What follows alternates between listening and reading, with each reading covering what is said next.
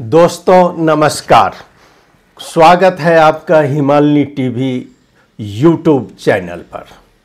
मैं हूं सच्चिदानंद मिश्र। आप विशेष रिपोर्ट आज सुनेंगे। जी हां, आज नेपाल पूछ रहा है 72 लाशों के बाद भी पूर्व प्रधानमंत्री केपी शर्मा ओली एमाले अध्यक्ष पद से इस्तीफा क्यों नहीं दिए। सभी के जुबान पर यही प्रश्न है। क्या हमेशा सत्ता में चिपका रहना चाहते हैं?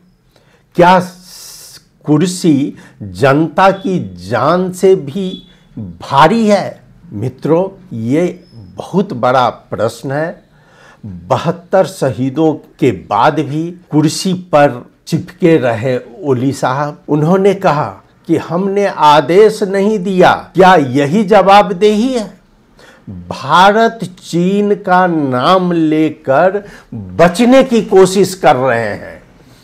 उन्होंने उत्तर दक्षिण का हवाला दिया है। आज एक विशेष संदेश जारी करके संविधान दिवस पर लोगों का ध्यान उन्होंने दूसरे तरफ खींचना चाहा है। उन्होंने नाकाबंदी, नक्शा की आड़ में 72 मौतें छुपाना चाहा है। ये केपी शर्मा ओली का बयान आज बता रहा है। संविधान दिवस पर सार्वभौम की रट, जनता के जख्मों पर मरहम का लगाना चाह रहे हैं या नमक छिटना चाह रहे हैं। केपी शर्मा ओली, जी हाँ, ओली साहब कहते हैं हमने आदेश नहीं दिया, लेकिन गोलियां चली, लाशें गिरी, 72 परिवारों के चिराग बुझ गए। तो फिर सवाल है कि आखिर जिम्मेदार कौन? ओली जी, जनता पूछ रही है आपसे, अगर आप निर्दोष हैं तो गोली चली कैसे? और अगर आप दोषी हैं तो आप कम से कम अपने अध्यक्ष पद से तो इस्तीफा दे दिया होता। संविधान दिवस पर ओली ने भारत और चीन की बातें की, नाकाबंदी और नक्शा गिनाए, सार्वभौम का नारा दोहराया, लेकिन जनता का खून बहने पर क्या यही बातें सुनना चाहती थी नेपाल की जनता? या फिर यह सब जवाबदेही से भागने का एक बहाना है? जी हां, यह बिल्कुल बहाना है। ओली साहब, आपने संविधान दिवस पर लोगों का ध्यान अलग तानने की कोशिश की है। आपने फिर से भारत और चीन, उत्तर और दक्षिण का प्रश्न ला दिया है और आप चाह रहे हैं कि लोग युवा फिर इधर आ जाए, जिससे कि मुख्य बातें छिपी रह जाए। यह बहुत बड़ी खबर है। 72 लाशें और हमने आदेश नहीं दिया।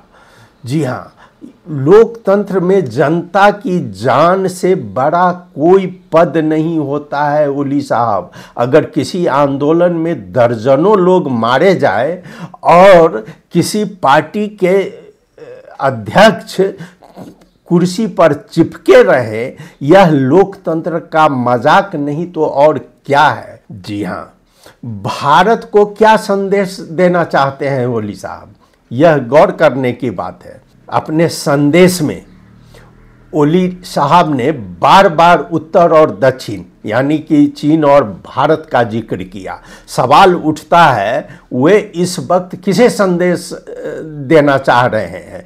क्या भारत को यह बताना चाहते हैं कि चीन उनका बड़ा सहारा है, या नेपाली जनता का ध्यान घरेलू संकट से हटाकर बाहरी खतरों पर ले जाना चाहते हैं? यह बहुत ही गौर करने की बात है। नक्शा और नाकाबंदी का जिक्र, अभी क्या इसकी जरूरी थी? जो नक्शा और नाकाबंदी का आपने जिक्र किया है। ओली साहब ने संविधान दिवस पर फिर से नक्शे और नाकाबंदी का जिक्र करते हुए कहा है। क्या यह उनकी पुरानी राष्ट्रवादी राजनीति को हवा देने का तरीका नहीं है? या 72 लाशों पर जवाबदेही से बचने की रणनीति हो सकती है? जनता जानना चाहती है कि क्या नाकाबंदी की चर्चा ज्यादा जरूरी है या इस्तीफा देना ज्यादा जरूरी है? सार्वभौम की रट जनता के जख्मों पर पर्दा डालने की आप कोशिश कर रहे हैं।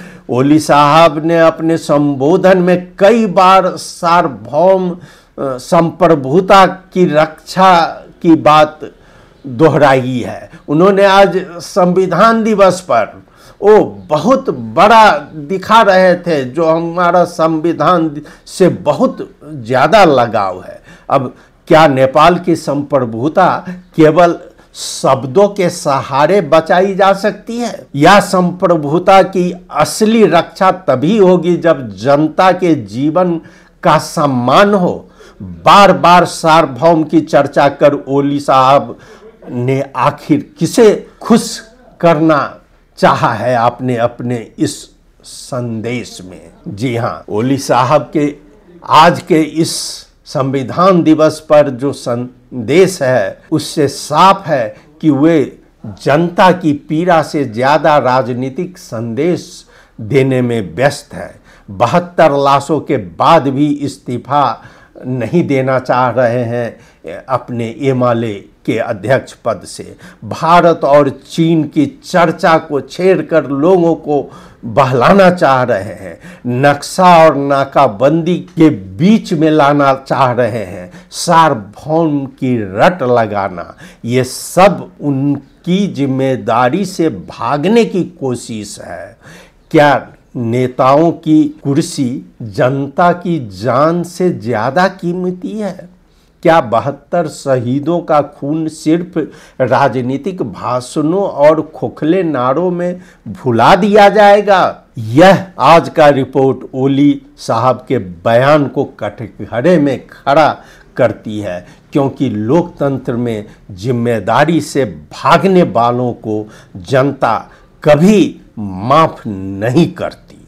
जी हाँ, आप संविधान दिवस पर बहुत अपना राग आलाप रहे थे, और ये कौन सा संविधान? आप रहते हुए आपने संविधान को संशोधन क्यों नहीं किया? ये वही संविधान है ना जिस संविधान को लेकर जब जारी किया गया तो एक ओर दीपावली मन रही थी और दूसरी ओर ब्लैक आउट हो रहा था, काला दिवस मनाया जा रहा था। आज भी वह व्यक्ति वहीं खड़ा है, वो काला दिवस ही मना रहा है।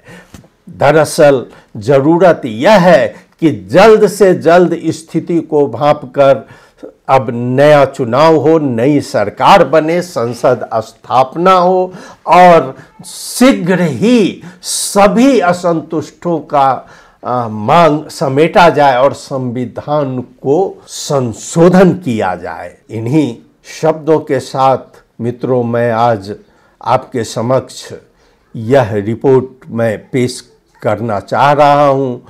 आपको कैसा लगा ज़रूर आप हमें अपनी रिपोर्ट, अपना कमेंट से हमें अवगत कराएं।